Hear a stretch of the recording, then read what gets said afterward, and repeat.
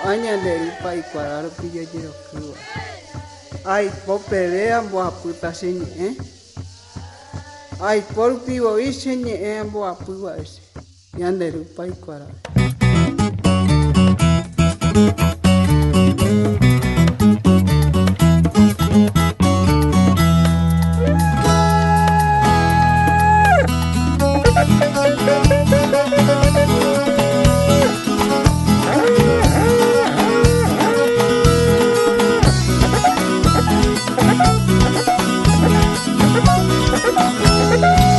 Ramon Ramires, violeiro lavoureiro, possui uma data lá nas terras de Dourados. Homem matuto só conhece a verdade, homem bom no coração não há maldade. Filho de Dona Georgina,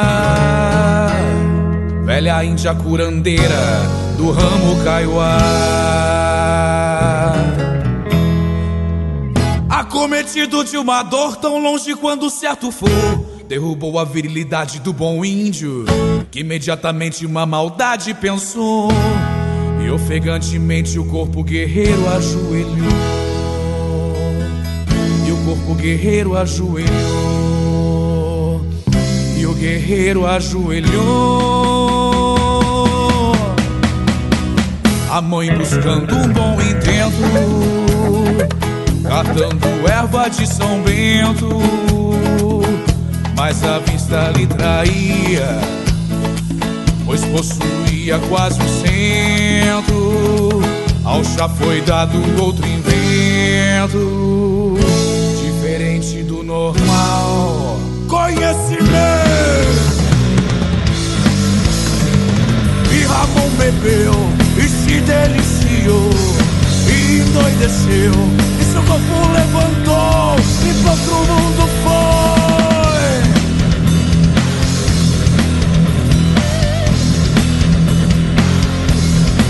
A velha mãe chorava e perguntava: pra onde que tu vai, meu filho? E Ramon, sem razão, virou as costas e gritou: vou pro duelo, mãe, vou pro duelo, mãe, vou pro duelo, mãe, só vou voltar pro interior quando o sol se pôr, e quando ver correr o choro daquele que me afrontou.